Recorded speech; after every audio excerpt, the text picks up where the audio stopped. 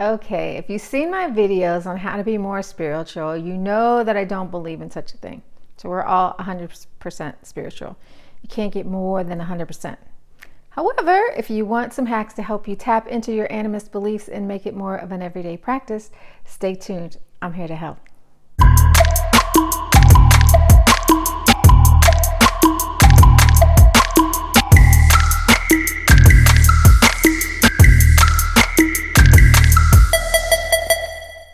Hi guys, welcome to 2020. Isn't it still weird saying 2020? It's like something flipped energetically when we came into this new decade. It sounds so new and important. Anyway, I'm Laura Giles. Welcome to Pan Society, and thanks for stopping by and giving me a little bit of your time. I'm happy to see you. 10 ways to be more animist. Let's roll with number one. So start a morning devotional. Many of us already do this. If you have a cup of tea every morning, do some qigong, meditate, or something like that, you're halfway there. I would take what you're already doing and add an intention. Make it your time to set the tone for the day. Maybe you spend this time in prayer, contemplation, gratitude, or talking to your ancestors. You could even journal. However you want to tap into spirit and remember why you're here. Remember that it's all about love and we're in this together. So loving kindness is a great meditation. It's really up to you. It only takes about 5 minutes. Number two is start an altar practice or freshen your altar. So altars are simply focal points for meditations, magic work, manifesting, or spirit work. Attending an altar is like committing to something or honoring something. For example, if you have an altar to one or all of the elements, the seasons, or your ancestors, this is a commitment to regularly connect with these things. Good for you, good for them. And this can help you to stay in sync with yourself, spirit, and the natural world. I don't know what number we're on. Is that 3? So learn something. Now, if you're a regular on this channel, you have heard me say that animism is an experiential practice, and we learn as we live.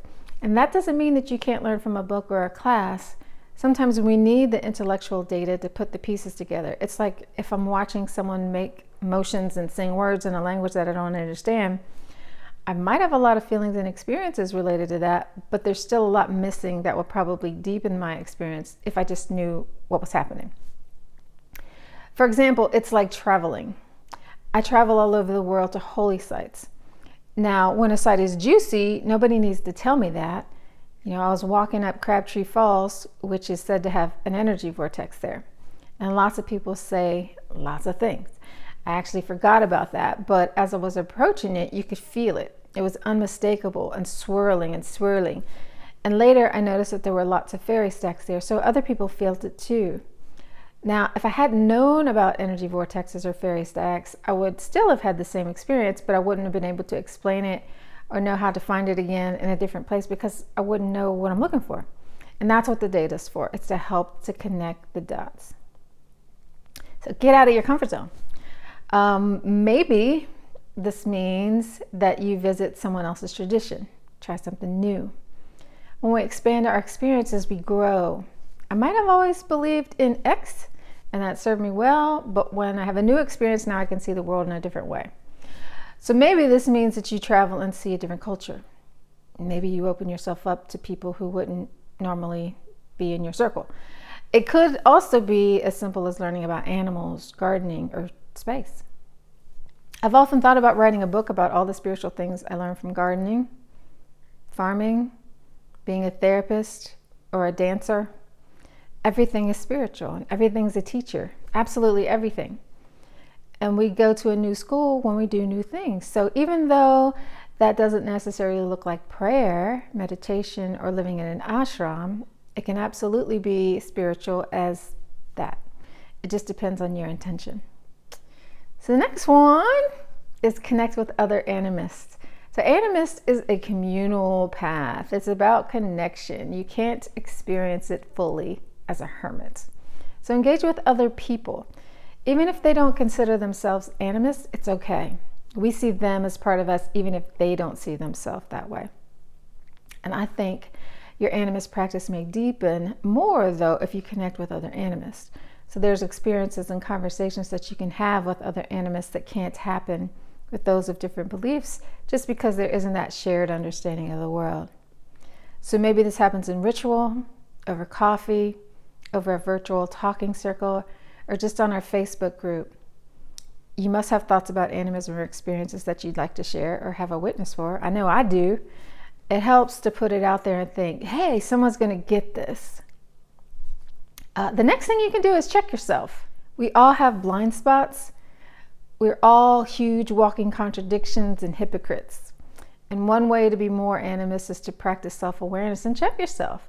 So here's what I mean. I know sometimes you hear me say that culture matters. So I side with the cultural appropriation folks and take a stand for respecting cultural boundaries. And other times you hear me say we're all one and it doesn't matter. So am I lying? Am I confused? That could be something that I need to check myself on because, am I talking out of both sides of my face? In this case, I don't feel like it is because of the complementary duality thing. I do believe we're one and culture matters. So for me, both are true, but the circumstances dictate what that looks like. So another example could be that I know a lot of people grow up with this idea of heaven and hell, judgment, and one true God. And these are not generally animist beliefs. So if those kinds of thoughts are influencing your actions or feelings, that would be something to check. And I'm not saying where that should go. That's up to you. I'm just putting it out there as, am I being consistent with myself type of thing. So don't judge. That's the next one.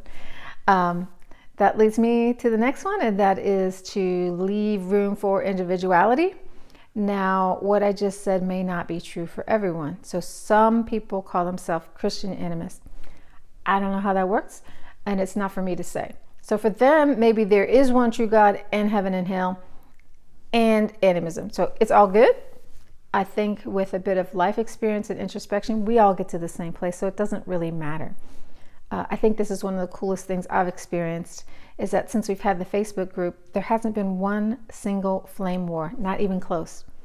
We had lots of differences of opinions and strong opinions, but everyone is so super cool. So that don't judge thing is so awesome. The next one is engage with nature. Most of us as city folks only see nature on TV or maybe in a park. And there's no substitute for life experience. So it's one thing to see a puffin on the Nature Channel and quite another to see it in life. Now, it doesn't have to be as exotic as all that. It could be mindfully planting a garden and watching it grow. You could be talking to your houseplants, really seeing your cats as a fellow traveler on the planet who chooses to hang out with you. I see my dogs as sovereign beings. They could be anywhere doing anything, but they chose to be here with me and each other, and we care for each other. It really makes the relationship different. So nature's all around us. We had a meteor shower the other night, and it just, stopping to look up helped me to appreciate the beautiful world around me. How lucky I am to be here, you too. So look up. And the next one is be the nature protector that you are. So number 9 is about just that. I see a lot of people out in public spaces now, which is awesome. And the land and its creatures are sovereign beings who are impacted by our visits. And it's up to us to be quiet, clean, and make policies that keep them all healthy. So if we throw garbage on the ground, that doesn't just go away. It's pollution. And if we misuse the waterways, overharvest things, or plant the wrong crops in the wrong areas, it unbalances the earth. So it's up to us to know these things so that we leave the earth better than we found it for us and all the creatures who live here. Last but not least, commit and be congruent.